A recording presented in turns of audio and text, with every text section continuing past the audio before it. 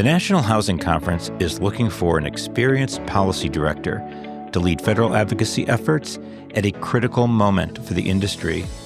In this role, you will represent a diverse, bipartisan coalition on Capitol Hill within the administration and alongside key national partners, helping drive real, practical housing solutions. You'll work closely with Congress and federal agencies, lead high-impact convenings and working groups, and collaborate across research, communications, and coalition-building teams. Reporting directly to the President and CEO, this is a unique opportunity to play a leading role in shaping national housing policy. If that sounds like you or someone you know, learn more at nhc.org/careers. Please enjoy this episode.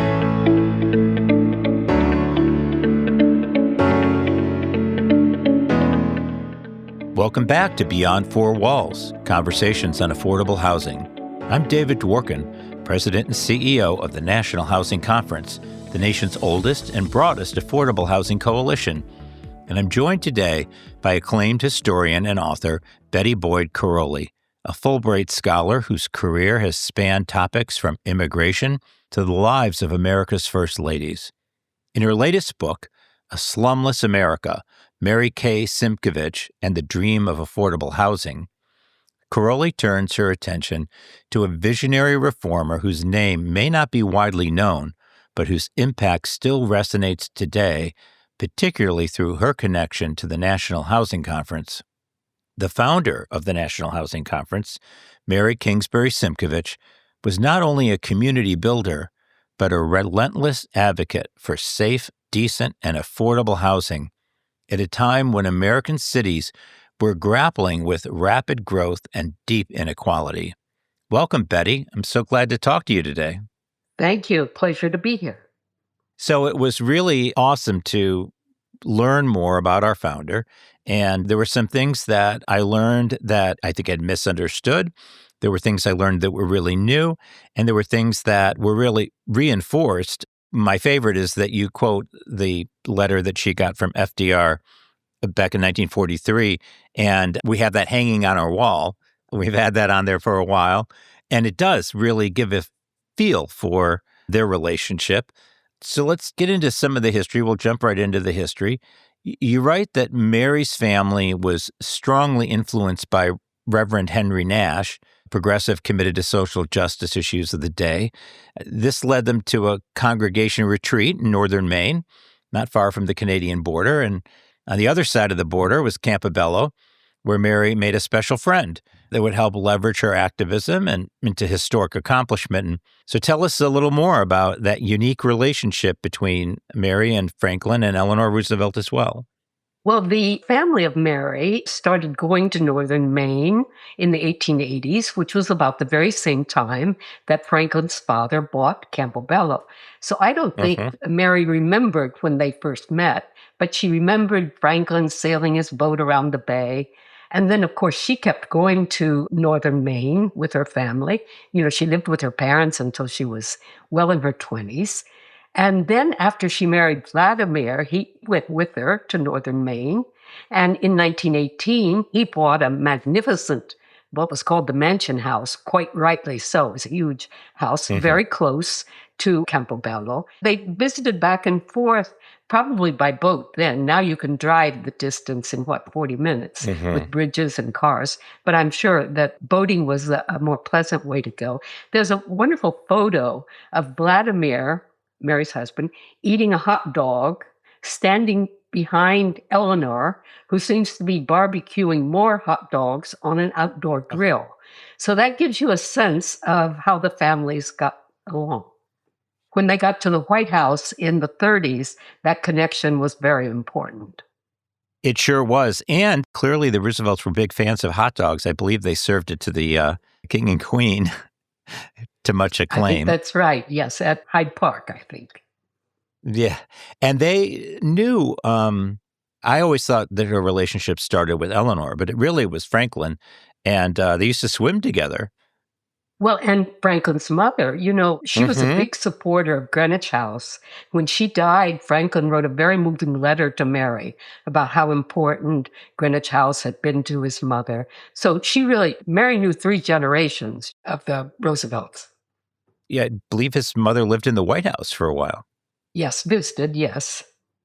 She, of course, has her own story, Sarah. Yes, she sure does. So she becomes active in the settlement house movement, founded, as you mentioned, one of the most important and influential settlement houses in the world. Tell us, what is a settlement house and why were they so important and unique? Well, the settlement house started in London in 1884 when a group of male college graduates settled in one of the poorest sections of London, heavily immigrant, very poor, and lived there. I call it kind of a gap year, their version of the gap year, because these were young men out for careers in government and business. They came from middle class, upper class families Mhm. and had no reason ever to come in contact with poor neighborhoods. So this was their way to get a grasp on how others lived and what they would then do when they were in positions of power. So the idea of a settlement house, I don't know how quickly it got moved to the United States, but it was an immediate hit. We talk about these transatlantic transitions, and it started there. The first settlement house was Toynbee House in 1884. And by 1886, an American had started a settlement house on the Lower East Side of New York. It was very quickly adopted in New York. And the famous settlement leaders like Jane Addams, Lillian Wall, and later Mary Mhm. Simkhovitch all went and visited Toynbee House in London. So that was their model. The change was, when it came to the United States, that it was more often a woman's thing. It was woman-led. And there was a very important organization started by Vida Scudder, a professor at Wellesley, who realized that women from the Seven Sisters colleges often needed to get together to work together. And they formed this college association, which started settlement houses in Boston, in New York, Hmm. and in Philadelphia. So that was the big change when it came to America, that was more often female headed. So she attends the Harvard Annex, right? And later Radcliffe College. She was there for a year. That's where she became, I think, acquainted with the who's who of famous women and men. Gertrude Stein and George Santayana stood out for me. In terms of her evolution, how important was this experience? And then later, her trip to Europe? Well, I think the Harvard Annex, it was called Harvard Annex because it's now Radcliffe, but it was taught by men from Harvard who wanted to earn a little extra money, moonlighting, teaching women down the street. And so she went there in 1894, 95. She was 27 years old. She graduated from Boston University with a major in Hmm. Latin. And then she lived with her parents and tried teaching and hated. She was really not in a good place in her life. When the minister, whom we've already mentioned, who was so important in Henry Nash, he encouraged her to move out of her parents' house and into a kind of a dormitory in Cambridge with other academics and Mm. enroll at the Harvard Annex. And she took courses that she would never have taken at Boston University, like the economic history of Europe, even something on women's status. I was amazed that a Harvard professor was giving a course about women's status in Europe, and Mary took that course. She also that year got her first look at a settlement house because she went down to Denison House, one of those settlements founded by Vida Scudder's group, and she was Hmm. just taken in by it. She was just, well, the woman who went with her, who didn't think much of the whole operation, Mary was assigned by the settlement house as her work that day to take a sick boy to a doctor and then go back to his mother, explain his care, and so forth. And Mary's friend who was with her, Anna Hagen, really thought the whole thing was one of the grimmest afternoons of her life. But she said Mary was like Joan of Arc, ready with her sword. She was just in her. It was a great moment for her. So that year was extremely important. The people she met, yes. The courses she took, yes. And then her exposure to Settlement House. It's a fascinating transition because, of course, she wasn't like a Boston Brahmin. but she was, I guess you describe her as upper middle class and privileged. She was in that circle. Is that right? And the expectation would be, for her to get married at a young age and start a family. And that wasn't her thing. No, but also I think her family status has been much overstated. They weren't poor. They Mm-hmm. always owned land. They'd been in America Mm-hmm. for a long time, and they were certainly comfortable. But they did not have money to support a settlement house or Mary's long time interest in that. In fact, when she went to Berlin to study, she won a fellowship, $600. But to manage the money to pay for they knew the $600 would not be enough, especially since her mother was going with her. The family rented out their home, and the father went to stay with relatives. The brother was in college. So that gives you a sense of later when Mary borrowed money from her parents, they were very reluctant to lend it. They charged her interest. So it's not that they were rich Americans supporting philanthropy in New York when she started Greenwich House. It's a transition that really spoke to me. It's similar to what I experienced going to an elite private school that my parents worked incredibly hard for me to be able to go to. My father was the first person in his family to own his own home. But it's a pivotal moment for her, and they gave her this privileged life and exposure to people who were in that world of philanthropy and old money. It was not easy for them. No, as I said, they really had to scrape together the money to Yeah. support the mother and Mary in Europe for that 1 year. And while Mary and her mother were there, they would travel in the cheapest way around Europe to get to the Mm-hmm. museums. They would go third class. And the mother, who wrote more revealing letters back to America than Mary did, the mother said, our pride, we just don't mind going third class. The important thing is to see the art and to see the people and to see the places of Europe. So that gives you a sense of how they scraped together the money. And really committed to education in so many ways, that, including the trip. Yes. And for a woman, I mean, it was pretty unusual, right, to go to college? Well, of course, by the 1890s, the women's enrollment in colleges had increased quite a bit in the United States, but that was not true at the University of Berlin, which is where Mary went to study in Mm-hmm. 1895, 96. She and her friend Emily Balch were the only two women, American Hmm. women, in the classes. And they said they tried to be inconspicuous, sit in the back row. Hmm. But in some of the lectures, the popular professors would draw, she said 1,000, sometimes as many as 1,000 would go to one Wow. professor's lectures. So you can imagine it was a huge auditorium. And she said we would sit in the back row and try to be inconspicuous. But of course, they weren't inconspicuous. And she met No. there the man that she later married, Vladimir Simkhovitch. So we're going to get into that in a minute, but you've written about so many different parts of American history. This late 19th and early 20th century is really a tidal shift in the lives and roles of women in the modern world. I mean, when you think about the thousands of years of human history, it really is dramatic. And this straight line that runs from the 1880s and 90s to modern time, when you have enormous change. And she is so much a part of that turning point. It was fascinating to me. And I think her mother was, in her own way, part of it in enabling it and sharing in it. Yes, Mary came late to the suffrage fight, but Hmm. I think you're right that her mother, who went out as a school teacher, her mother came from a family that didn't have much money at all. But she, at that time, you could go to the schools, normal schools, they were called. So you taught part of the time and you studied part of the time, and it didn't cost you any time to get your normal school degree. So you were a licensed teacher.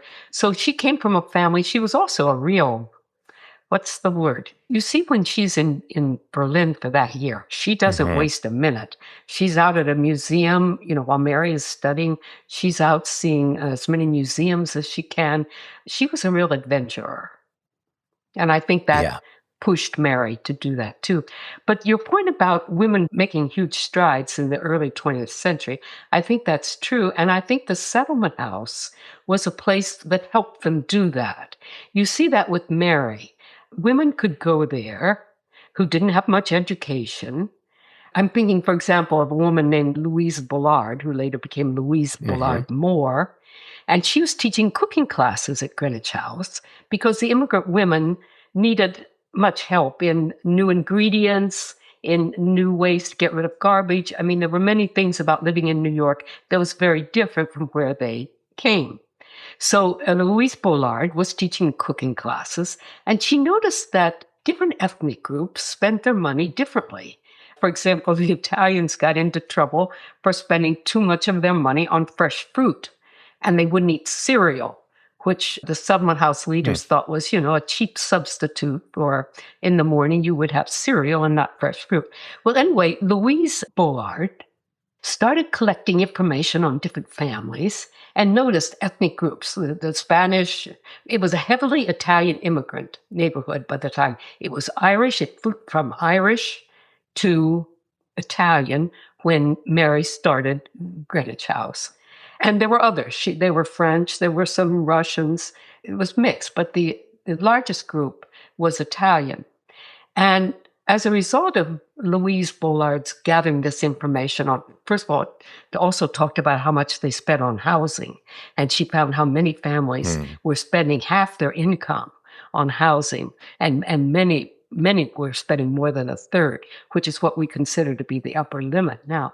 Well, anyway, Bullard was so successful at gathering this information that she met professors at Greenwich House because there was a social investigations committee Mary started. I think that's one big difference at Greenwich House from the other settlements, the amount of energy and time that went on in investigations, research. And there was a committee of Columbia professors who were so impressed by Louise Bullard's information that they gave her money to interview another 100 families. And this all became a book called Wage Earners' Budgets, showing what people hadn't known before, that there were big differences and that there was really no way for immigrants earning what they earned to pay for the housing that they needed to live in. The other way that I think the settlement house helped launch women into the professions and jobs was just giving them a place to meet other women.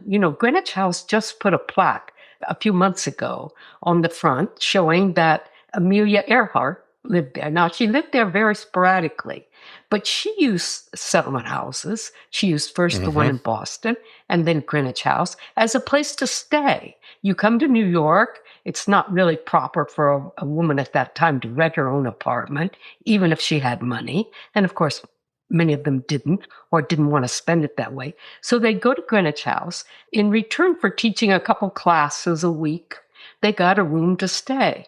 And that's how they also met women who were doing things. So it was a push in that way. Crystal Eastman, when she was still a student at Columbia, wrote a letter saying, if I can get to Greenwich House and make them like me, I will have my future made. So the settlement was a very important launching pad, I think, for women. And Mary, of course, there was a book written on, it's called Girls Who Did, and it's how to get ahead in the world. And Mary's interview says, you can work in a settlement house, even if you haven't gone to college. Try to go to college if you can. But if you can't, a settlement house might have a job for you in recreation. You could lead, groups in games, even if you can't go to college. So she was very much involved in pushing women ahead. It's incredible. And one of the big misconceptions I think that got shifted reading your book was I always thought of the settlement houses as really a foundational experience for the immigrant women who lived there. And of course, in their lives it was. I never had as keen an appreciation of how important it was for the women who worked there. That's really, I think, particularly fascinating to me as a jumping off place. Yes. Frances Perkins, the first woman to be appointed to a president's cabinet, said she saw the world through the eyes of Greenwich House on her way to the White House. She learned a lot. Mary would take her to see the shanties, the kind of wooden shacks that existed in parts of New York. It showed her a part of the world that she didn't know. So yes, many women have a lot to thank settlement houses for. You mentioned Amelia Earhart, and one of the highlights for me of going up to Radcliffe and seeing some of her papers there, her personal papers, was finding a telegram that had been sent by Amelia Earhart wishing her a happy birthday. To Mary. To Mary, yes. Yeah, because I think Vladimir was really closer to Amelia Earhart. He had his eye on, I think, a lot of the attractive women who came through Greenwich House. Yes. So let's talk a little bit about him. Well, Vladimir Simkhovitch was 7 years younger than Mary, and he arrived penniless in New York in 1898. They had met, as I said, that year that she was in Berlin, and I think made a commitment to spend their lives together. But he stayed behind when she returned to New York in the fall of 96 and enrolled at Columbia. He stayed behind in Germany to get his PhD. And then he wrote her in 1898 that he was coming to America. And here she was. At that time, she was heading the settlement house on Rivington Street. She moved in there in the fall, and by January, she was head of the place. She had an amazing ability to take command, to really do well organizing whatever she was trying to do. So here she was. The settlement house had no place for a husband. And so she had to find another job, one that would admit a couple living, which was fairly unusual for a couple to live and run a settlement house. But she found one on 34th Street. She married him in January of 1899. But for the first 2 or 3 years, he didn't make a penny. And he was not about to take a job in the service. Most immigrants, you hear now about many famous people, many men, women who became famous in America, started out by doing very menial jobs like cleaning houses or running elevators. Well, Vladimir was not the type to do that. He had very princely ambitions. His grandson said he was always trying to have enough money to live in the style in which he thought he was entitled to live. And of course, he made a lot of money later in trading in art. He became a very successful art trader and gave a lot of very important art to museums. But anyway, the marriage, he eventually got a job at Columbia and became a full professor and taught there for many years. So let's go back to Rivington, because I think it's really a transformational experience for her in a lot of different ways. And there's a section of the book I asked, if you would read. I think it'll give our listeners a real sense of this experience that she had during this time. Okay, Rivington, it was 95 Rivington Street, and that was it's called College Settlement. So in the book I write, while a resident on Rivington Street, Mary Kingsbury, studied Yiddish and immersed herself in the daily lives of Russian Jews, who were the largest group in the area, who shared a religion with the Germans her mother had disparaged. Residing among Italian immigrants who came from the same place Mary had visited with her mother, she got to know families torn apart by piecemeal migration, a torturous process in which a father immigrated first and then sent for his wife and children later. Mary worried about young mothers trying to feed their families on the meager earnings their husbands brought home, not always on a regular schedule. She bathed new babies and talked with young girls about how to make better lives for themselves without rejecting their families' traditions and love. She organized boys' clubs to keep them off the street. Unlike Lillian Wald, who focused more narrowly on health services and practical assistance that would be at her settlement on Henry Street, Kingsbury and her college association co-workers liked to theorize and talk about how to investigate living and working conditions, and then promote legislative reforms to improve them.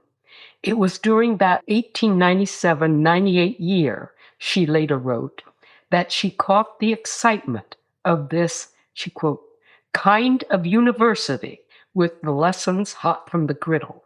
She really saw the settlement as a university. Continuing, I write, Mary Kingsbury, who had come to Manhattan not entirely sure how to merge academic life with the social services, found her answer on Rivington Street. In the settlement house, she had both, sharing dormitory space and dinners with other educated, highly motivated young women, provided an ongoing seminar in ideas. Working every day alongside her immigrant neighbors gave her the incentive to look for solutions to their problems. She wrote, "There began my long life in the settlements. I have never regretted that decision, to live on the old East Side with its ferment of poverty and learning, of tenements and sweatshops, of drama, of striking personalities, of political change. Its impact on a young New England woman was terrific." She singled out that long period of my education as the most exciting chapter, for here everything was tested. Wow, that's really incredible. She was a pioneer. I mean, FDR writes about that. He calls her a pioneer in even more ways than I think the president was referring to in his letter. She was a pioneer also, I think, with this notion that women should and could have it all: career, leadership in the community, spouse, family. But it wasn't any easier for her then than it is today. Tell me a little bit about what that was like for her and the price she paid for a life that had it all. Well, as I said, she married Vladimir in 1899, January of 1899. And she had always talked about large families are best. It's good to have a large family. But she had only 2 children. They were born 14 months apart, first a son and then a daughter. And you wouldn't believe, but when she writes about the birth of the daughter, she said another baby arrived, doesn't give the sex, the name, or any importance. It was as though she thought she could raise her children in the settlement house and not notice, so to speak. And of course, there were many things that were very convenient.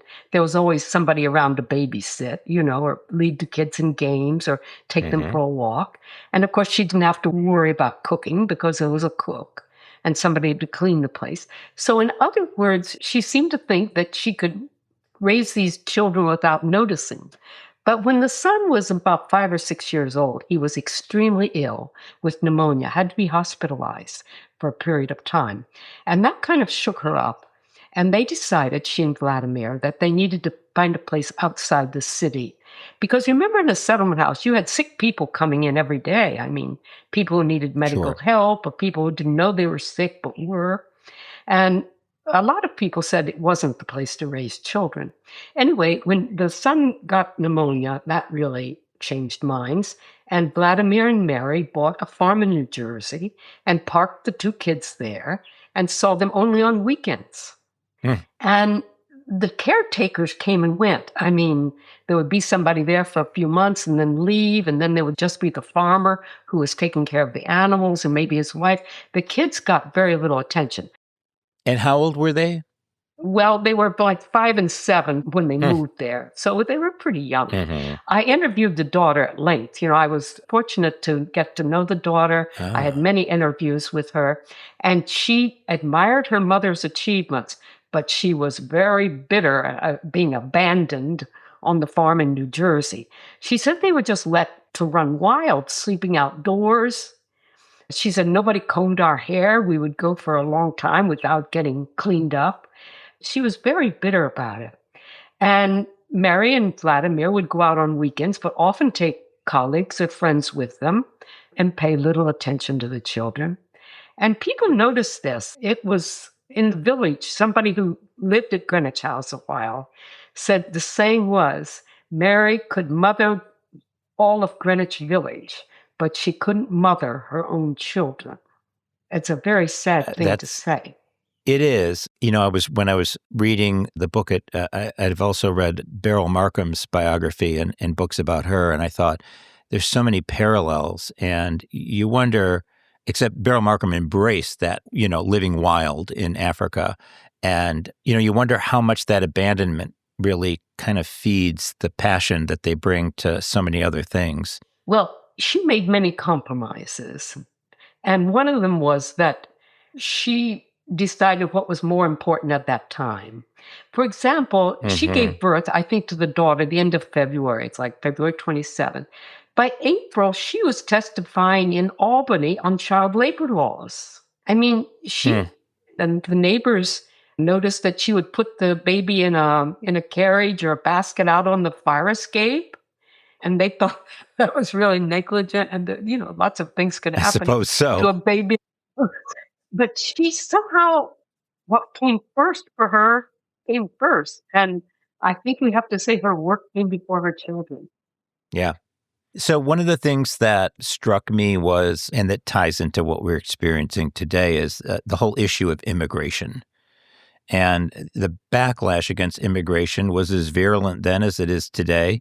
She lived through that shift. On immigration, she said it would be invidious to pick out our own grandfathers as the only ones expressing ideals. She encouraged her audience to, quote, respect and look with toleration upon the different viewpoints of those who come to us. They had every right to discuss politics and economics freely without fear of repercussion. Quote, American citizenship is not an idea, not a motto, not a flag, not a symbol, but it is hard, cooperative work on the part of us all. I mean, wow, does that have resonance today? It certainly does. And I think you see this best in Mary Simkhovitch in the 1919 Red Scare. Remember, after the Russian Revolution, there was a fear in America that people were not American enough, and certainly that the settlement houses should be teaching immigrants to be very, very American and learn English and forget their native language and quit reading their native newspapers, because there were many published, of course. There was a committee formed in Albany, the Lusk Committee, that really went after the settlement houses. And Mary Simkhovitch was called in to, as you point out, what are you doing, they ask, to Americanize the immigrants? Why aren't you having more night classes to teach them English? And she said, they don't like to come to night classes after working all day, and they have a right to speak their own language, and they can be as American as any of your people in upstate New York. I think she said Oswego. They can be as American as anybody in Oswego. She said there are other things that happen in this country that make people anti-American. She said, you arrested 5 Russians and took them down and put them in a jail cell that was so small that they couldn't even sit down. They had to stand up. That kind of thing builds more anti-American feeling than anything immigrants can do. So she was very outspoken, and she obeyed the law. When they said, bring down your records, she took them down. But she really fought back. They wanted permission to assess everything that was taught in a settlement house, meaning they would censor books that they didn't want discussed. And she really went after that. So fortunately, that didn't get included. But yes, you do see her standing up for the rights for immigrants to maintain their local customs, speak their own language, and, of course, learn English. And she said there's no reason, why they can't do both. I think people don't actually have as good a sense of history now of the Red Scare, what that was like. And I think many of us are losing our memory of McCarthyism. And the Red Scare, I've been reading about it recently, and there were 6 socialist members of the House of Representatives, and they were actually expelled from the House by their colleagues and then jailed. Yes, and she stood up for them. She said they had no right to be, that was another stand that she took, yes. I often say the National Housing Conference literally invented public housing when we were the National Public Housing Conference. That could not have happened, of course, without President Franklin Roosevelt, but also New York Senator Robert Wagner. He wrote with us the 1933 National Industrial Recovery Act section on housing, and really the first public housing investment ever in the United States. And that evolved much more broadly into the 37 Housing Act. Tell me a little bit about Senator Wagner and her relationship with him, and which spanned quite a time frame. Yes, Senator Wagner did work close. She worked closely with him. I never thought she had the close relationship with him that she did with the Roosevelts. But remember, she'd been Hmm. waiting for this moment for a very long time. She'd been Sure. introduced to public housing in Berlin.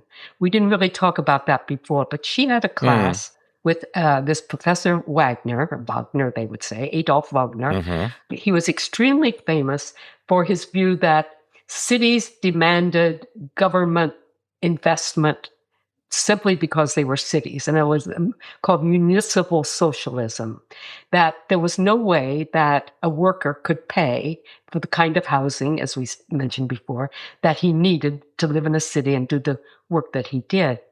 And Mary was not only exposed to his class and very much moved and convinced by the argument, but she saw public housing in Berlin.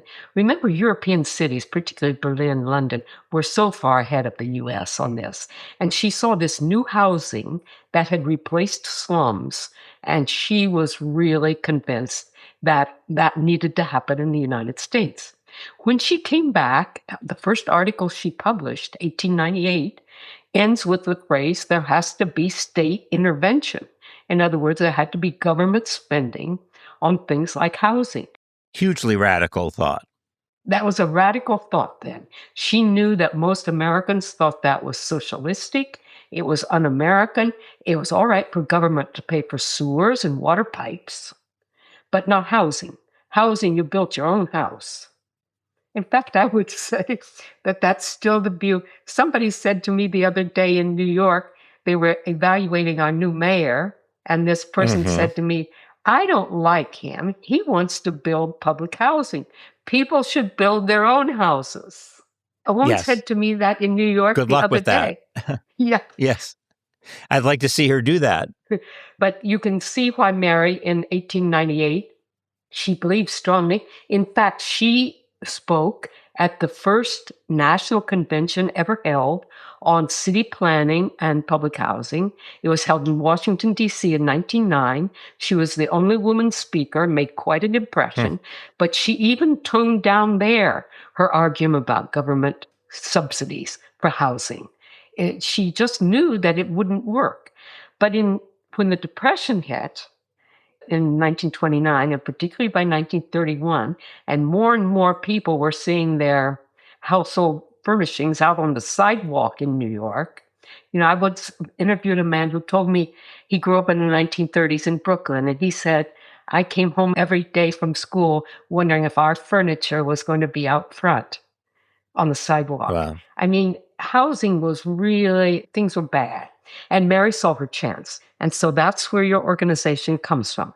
She had this little meeting at Greenwich House in late 1931, and that evolved then into what you now call the National Housing Conference. And it expanded, and she got other people involved. And they really went after Senator Wagner to introduce into Congress. Now, Mary went down to Washington herself and spoke to a Democratic caucus about how there had to be in the emergency legislation, the National Industrial Recovery Act of 1933. She wanted a wedge. She said, you don't have to give much to housing, just a wedge. You know, as I said, she was one to compromise. And so the senator from New York was her spokesperson and did get a small allotment. But she knew that that was temporary.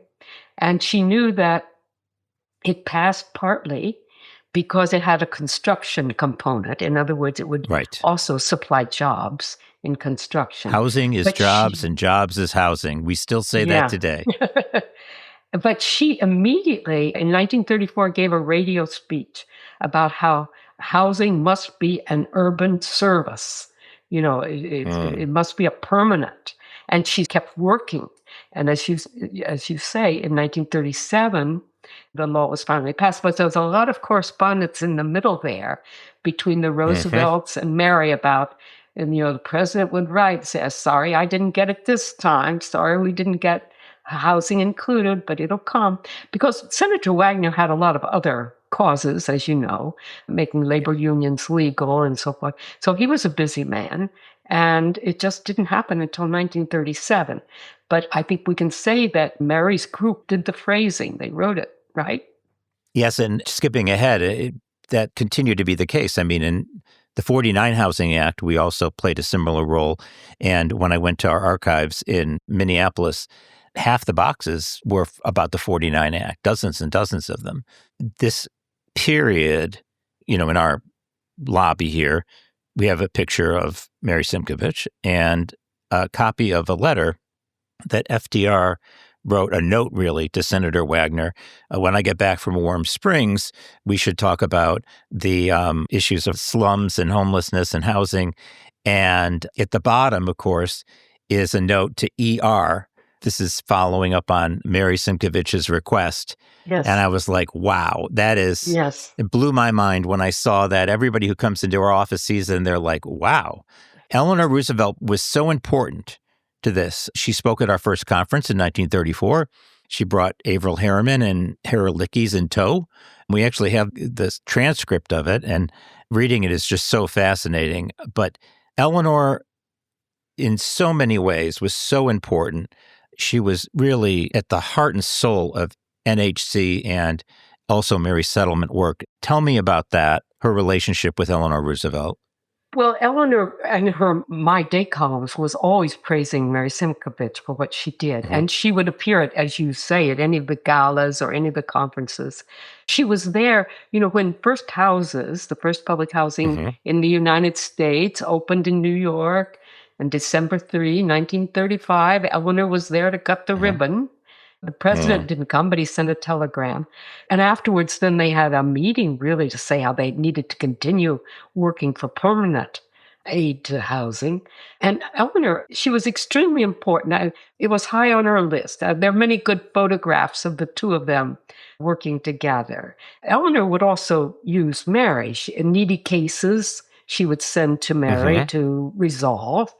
And so the two women had a very good relationship. Because Mrs. Roosevelt read all her own mail. I mean, she was such an amazing figure in American history, as you know, and you've written about her. Just a tour de force, and lived a long life and was active pretty much every single day of it. Yes, and even in her post-White House years, yes. She, in any ranking of first ladies, as you point out, I've written a lot about first ladies, Eleanor Roosevelt always comes out number one. She really revolutionized the job. Yeah, I mean, she set a bar I don't know that anybody else has met since. Certainly not in the breadth of her influence. You talk about New York and public housing in New York. Mary was on the original board of the New York City Housing Authority, NYCHA. What was that like, the actual development of public housing in America? And also being the only woman, other than, I think, Frances Perkins, we talked a little bit about her, in what was so strictly a man's world for housing development. How did she navigate that? Well, Mary was appointed, LaGuardia, Fiorello LaGuardia had just become mayor in 1934 when he needed to appoint a housing authority to spend the money that was coming from the federal government and, of course, raise more to build public housing. So he appointed 5 members, and she was vice chairman of this 5-member committee and served for 14 years. So she had a very important part in choosing what to do next, where to go. She was extremely important. But I wouldn't say that perhaps in that period, she was the most noticeable woman in housing. But remember, there were 2 other women who worked. Edith Elmer Wood, who was about Mary's age and came to housing as a mature woman. She was married to a naval officer and never really thought much about housing, but they moved all over the world. And I think she was living in Puerto Rico when she got interested in housing. And she immediately came back to the States and got a PhD and started writing books about housing and produced some of the best work on the subject. Mary Simkhovitch did not write easily. She was late in writing about housing. She wrote her book, Neighborhood, of course, in the 1930s. She had done an earlier book on the city workers' world. But Edith Elmer Wood really made her mark. And she worked with Mary in 1926 to get an important law passed in New York State to allow the taking of land by eminent domain for public housing.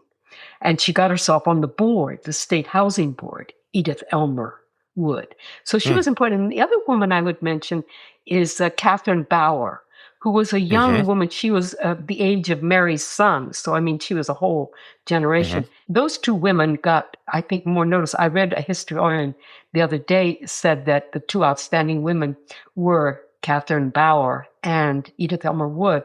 And I wanted to write a letter and say, and what about Mary Simkhovitch? So I hope my book changes an opinion on that. But anyway, Catherine Bauer had a young college graduate, went to Paris and got interested, as Mary had seen in Europe, what public housing would do.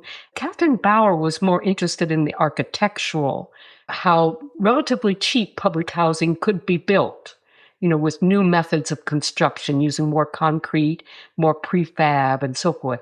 And Catherine Bauer then later became part of the Berkeley School of Design and got her name on a building there. So she's recognized. But Mary certainly was the big mover in New York City. And she was there to speak at dedication of centers, at the housing, as public housing went up. She also had to deal with problems of racial integration. In the book, I talk about how she got called to Harlem when Harlem houses opened and got really questioned about how jobs were assigned and how residence was made. In other words, what people got into what housing. So she was, I would say, certainly the most prominent figure in housing in New York City for about 15 years. She served, she was really fired in 1947 when a new mayor came in, and somebody said nobody was ever more friendly than he to the real estate people. So it changed after she left. And she had a complicated evolution of racial justice. She grew up in a home that was both abolitionist and segregationist. And eventually she became a member of the board of the National Urban League. Tell me a little bit about that evolution that she experienced. Well, she, as I said, was a great compromiser. I talk in the book about how when she was in college, she joined a sorority that wouldn't admit her best friend because the friend was Catholic, Roman Catholic. Mary didn't mind. She may have minded, but she wanted to join the sorority more. She said, sororities do good things, so I'm going to join. She made a similar decision to bar blacks, or not to, she didn't bar them. She said, we won't serve them anymore. Very early on at Greenwich House. Greenwich House, there on Jones Street, was quite close to one of the biggest black settlements in New York. About a quarter of all Manhattan blacks lived in that Minetta Lane area. Remember, 6th Avenue did not go down that far. It was a very depressed housing situation. When 6th Avenue came through, one of the reasons Mary supported it was it would actually wipe out that community. Now, what did she do at Greenwich House? Since they lived close, obviously they were going to know about the services, the clubs and the classes, the recreation at Greenwich House. And so they started coming. The Irish and the Italians said, if they come, we will come. And she then said, we'll set up separate services for them, separate clubs, banks. Banks were one of the things that settlement houses provided. We'll do that. But by 1905, so she started Greenwich House in 1902. By 1905, she said, it is my decision. We will no longer serve the African-American community. And they didn't really. But as I said, soon after that, there were few to serve because 6th Avenue came down that far and wiped out the Minetta Lane. But now, there's a basketball court there, yeah. That experience happened all over the country for decades. But, can I just say, it really is complicated because with the housing, once public housing residents were assigned, the official policy right out of the Secretary of the Interior in Washington was you didn't change neighborhood norms. In other words, housing was not meant as a tool of integration. And even Robert Weaver, who, as you remember, was the first Black appointed to a presidential cabinet, he in 1940, so it's a long time before he got in Johnson's cabinet in 1965. But he was a young Harvard PhD who worked for the Interior Department. And he wrote articles saying, you go with the neighborhood ideas. You don't change the culture with public housing. And Mary, she fought very hard to integrate jobs. For example, in the 1930s, when jobs she realized were not being given in fair numbers to Blacks, she really fought to integrate job allotments. She said in one case, in a meeting with Harlem residents, she said, I saw a trial in North Carolina and it didn't work to integrate housing, and I don't think it would work here. So it's a very complicated story. And Yeah. as I said, she was willing to make compromises. It's easy to say she should not have, that if she had done it right, she could have integrated housing much sooner. But as I said at the beginning, for her, the number one priority took precedence over everything else, and she wanted public housing to work. Yeah. And she continued to evolve, ultimately, like I say, becoming active with the National Urban League. Mm-hmm. Very proud that they're a member today and work very closely with their president, Mark Morial, on our Black Homeownership Collaborative.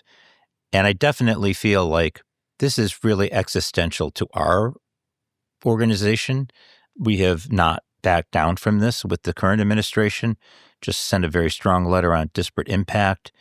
It's, I think, a complicated part of our American experience.